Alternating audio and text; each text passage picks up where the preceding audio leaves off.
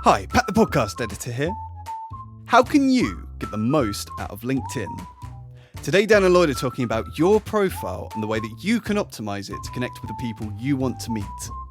When you're writing your profile, think of how can you hook the reader in. So people's attention spans aren't very high these days. So when they're looking at your profile, they're just skimming it. So what can you write in the first part of your summary section that's really going to hook people in and make them want to read more?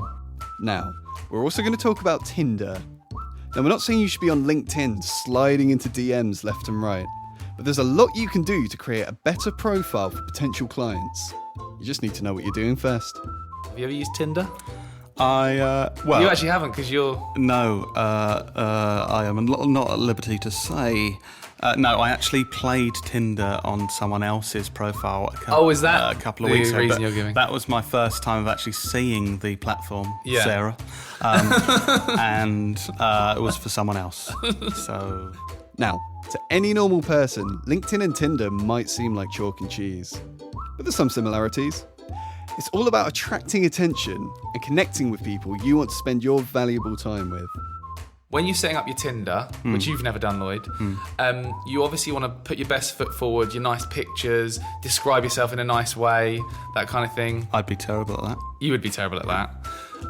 So you need to do the same to your LinkedIn profile. So things like having a decent quality profile photo. So I don't know if you've seen some profile photos on LinkedIn are people like miles away from the camera with a blurry. Yeah. But just having a good quality profile photo. Also your header image. So, how can you get the most out of your LinkedIn? Stay tuned and find out. Right, let's dive in. It's time for episode 54 of the Business Anchors podcast. We're just a couple of business anchors. Welcome to the Business Anchors podcast. This jingle is slightly too long. This jingle is slightly too long. Isn't LinkedIn just somewhere you upload your CV and look for jobs, Dan? If it was 2003 or 2004, you'd be right. But now we're in 2021. It's a really effective social platform. And we've made hundreds of thousands of pounds worth of business from LinkedIn. And I think it's important that we talk about it because I think it's such a powerful platform, especially for B2B businesses to drive revenue. And I want to share that goodness with everyone. Well, if LinkedIn's why good? Why good? If LinkedIn's so good, why don't you marry it? I'm already engaged. Okay. Jokes don't work when you can't get your words out, especially when they're not good in the first place. Are you on LinkedIn, Lloyd? I am, actually. Do you want to connect? Are we connected? Well, I assume we are. Yeah. I'm on LinkedIn. I think it's really interesting the kind of the journey that LinkedIn platform's been on. It was very much like back in the day where like Facebook and Instagram were cool. Yeah. Now Facebook's not so cool, and seen as like the main social platforms. And LinkedIn was always like, oh yeah, that one that old white men go on. Yeah. In suits. And I think there's been a transformation from LinkedIn being a place where traditional businessmen and women went to share things no one cared about. Yeah. To now there's some really interesting content on LinkedIn, a lot of people consuming that content, a lot of interesting conversations, and a lot more going on the platform than previously. I think LinkedIn's basically looked at like Facebook, Instagram, and looked at what they were doing, and then copied a load of their features. Like when they brought out video, they didn't used to have you used to only be able to upload image-based posts and text-based posts, and they brought out video. More recently, they've got stories on there now. I think every platform out there's got stories on them, but I think there's been a switch of like, and I suppose there's been a big switch in business in general as well, because of the pandemic and for other reasons of just like, we don't have to do business in the traditional way it's always been done. So like LinkedIn doesn't have to be purposely shitter than the rest of the platforms because those things aren't businessy. Yeah. Like it can just be the same and up to date with the rest of the world and the rest of life. And you get people saying, oh, LinkedIn's not Facebook, but I think people are going to the platform a lot more now to consume content that isn't just business focused, that is, more entertaining and fun. And we produce loads of sketches on there. And But yeah, I still think especially if you run a B2B business, or if you just want to build your profile and climb the career ladder. I was going to say, bit of personal brand. Personal brand, yeah. Episode 2 ago, yeah, we talked about that. Yep. I think LinkedIn's the most powerful platform to do it. So why are we talking about LinkedIn? Why do we have a whole Business Anchors episode for this platform? I think that most people still don't understand the platform. So most people still think it's a place where you upload your CV or you use it for recruitment. And we've used LinkedIn for recruitment. We've hired lots of great people from there. Yeah. But the main value that we've got from it is building relationships with key decision makers that we've then turned into clients. Interestingly, I was just thinking about how you're saying it's not just that stuff. Like, I'm thinking about the last couple of weeks. So yesterday, we went for lunch with Mark and Liv from Red Sprout Media, and I arranged that through LinkedIn Messenger. I don't know, like a few years back, I don't feel like that would have been the go-to place. Yeah. I think if someone would have got a LinkedIn message saying like, "Oh, I've booked to take," they would be like, "Why didn't they email me? I'm not going to see that." Whereas now it's much more normal, and same with Adam Barry from Electric House, who's been really nice and given me some advice recently. We've been chatting through LinkedIn. And I do think I would never have gone to LinkedIn as a platform to have those conversations a couple of years back. I think the thing that's different with LinkedIn is people are in a business mindset and are doing business mindset. When you're on Facebook or Instagram or TikTok, you're kind of just like there, like, oh, let's watch some funny videos. But on LinkedIn, people go there to do business. So it's kind of people are already thinking about doing business before you even start. Do you think that's why there's so much backlash when people, I think, unfortunately, especially women on the platform, they get approached in a non-businessy way, if you know what I mean, through LinkedIn. And there's a lot of like, I'm on here for this, don't do that. Yeah. And this isn't Facebook. And also posting pictures of your lunch, and people go, "Oh, come on, this isn't Facebook." Yeah. Do you think that's why there's that backlash? Because people think, oh, they're in the business mindset, so why are you using it for that other...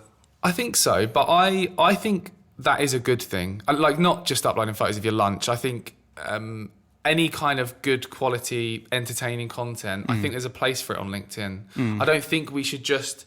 Like, when you do business with people, you don't just... It's not just transactional. You don't just say, do you want to buy this thing? I'll buy it, okay. You get to know someone and you build a relationship. And, we do a lot of storytelling on LinkedIn. We talk about the work we do. We, do a lot of behind-the-scenes content showing the campaigns we're running and things. And there's a lot of strategy behind that because we're kind of telling our story and showing what we're up to as a business to build trust. Yeah. Nice. And... If I like this episode, I'm just asking questions. You're like interviewing basically. me. Yeah. Do you think I'd be a good go on. interview host? So if I'm playing the part of the Business Anchors listeners, basically asking questions that they're thinking. So you're saying like, "Oh, LinkedIn's so good" and stuff, and you're saying all these big words. Why it's good. If someone's listening and they do business, but they're like, "Oh, I've got a profile, but I don't do anything actively on the platform to try and achieve anything." Like, what would be your advice? So there's 3 core pillars of LinkedIn: your profile, your content strategy, and your engagement strategy. So when it comes to your profile, it's really important to optimize it so that, one, you can be found when people are searching for things, people Makes like sense. you. Yeah. So you need to optimize it with the right keywords in your headline and in your bio and that kind of thing. But also you need to optimize it for conversion. So when someone lands on your LinkedIn profile, think of it like a Tinder profile. Have you ever used Tinder? Well, you actually haven't because you're... No, I am not at liberty to say. No, I actually played Tinder on someone else's profile a couple of weeks ago. Reason you're giving? That was my first time of actually seeing the platform, Sarah. And it was for someone else. So you're listening, Sarah. Yeah. Does she listen to this?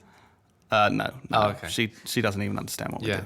No. So taking a step back. She recently sent me a message saying, "Oh my God, I've just seen that video you made. It looks like a proper ad." But she sometimes sees the clips on Facebook. So if you do see this, Sarah, love you. Yeah, Christelle's parents think that I make Facebook pages. Facebook pages. Yeah. Whatever that means. Yeah. So going back to this, so if you, Sorry, yeah. if you think of your LinkedIn profile as your dating profile, when you're setting up your Tinder, which you've never done, Lloyd, you obviously want to put your best foot forward, your nice pictures, describe yourself in a nice way, that kind of thing. I'd be terrible at that. You would be terrible at that. So you need to do the same to your LinkedIn profile. So things like having a decent quality profile photo. So I don't know if you've seen some profile photos on LinkedIn of people like miles away from the camera with a blurry. Yeah. But just having a good quality profile photo. Also your header image. So thinking about how can you make the most of that header image? How can you communicate credibility? Something we do is on my profile is things like share a photo of me speaking on stage. So subtly it's sort of communicating. He knows what he's talking about. He's speaking in front of loads of people. Better than you. Yeah. That's what we're going for. Yeah, no, I know what you mean though. And also the way you describe yourself in your summary section. So, what do you do? How do you help people? And telling a bit of a story. The way I like to think of it is like thinking like a journalist. When you're writing your profile, think of how can you hook the reader in. So people's attention spans aren't very high these days. So when they're looking at your profile, they're just skimming it. So what can you write in the first part of your summary section that's really going to hook people in and make them want to read more? So optimize your profile like a dating profile. That's the first thing. Secondly is your content strategy. So we talk about a kind of traditional marketing funnel a lot, and that's how we kind of build all of our content around a marketing funnel which represents the journey your customers go on from not knowing who you are, becoming aware of you, trusting you, and becoming a customer. And we break it down into 3 stages, Lloyd. I don't know if you know this. I have heard it a few times. Yeah. Awareness, consideration, and purchase. And you need to create content at each of those stages to build awareness, build trust, and get people to actually become a customer. And the final part is your engagement strategy. So a big part of getting your content seen on LinkedIn from other people is by engaging with other people. So I don't know if you've seen, do you go on LinkedIn much? I do actually now these days, yeah. So in your feed, you sometimes see things from people you're connected with, you see posts from people connected with, but you also see posts that are like, so-and-so commented on this post, and it comes up in your feed. Yeah. So a really, just as important as your content strategy should be your engagement strategy. What are you doing to proactively add meaningful comments to other people's content every single day? Because it sounds stupid and simple, but people who could be potential customers of yours see those comments and think, oh, Dan or Lloyd sounds like an interesting guy. Let's click on his profile. Then you've optimized it like Tinder. They're like, oh, I like the look of this guy. He is a good-looking guy. Yeah, or this business. Oh, this bit, yeah. And then they get in touch with you. So it's really important to every day add meaningful comments to other people's posts. And also, in terms of reactive engagement, make sure you're replying to people who comment on your content promptly. So, yeah. Nice. Just like to clarify, optimise it like Tinder, but don't use it like Tinder. Yes, some people do make that mistake. They do. Yeah, I've heard about that. Have you got any of those messages from any... I don't receive any of those messages. I don't know why. Which, at first I thought, no, this must be rumours that people send messages like this because I've never seen one. But it has been explained to me that other more attractive people get lots of messages like that. Yeah. Which I don't understand.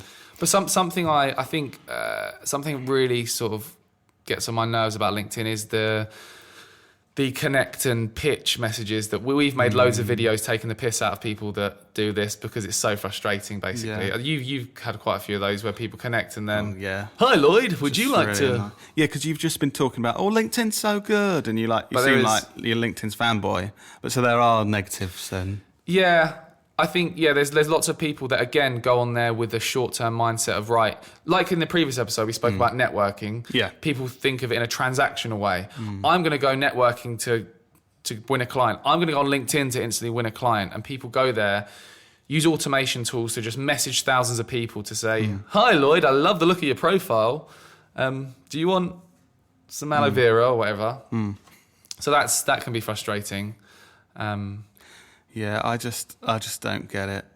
I just don't. Does that work? It Thing must is, work. though, because they just send me messages every day offering me services that our own business provides. Oh, you look like you could do some creative social media content. Yeah. Like, oh, I don't think you've looked at what I do Yeah. or need. But yeah, I don't know. People still do it. There's still LinkedIn experts out there that kind of talk about Promote the this being a automation good.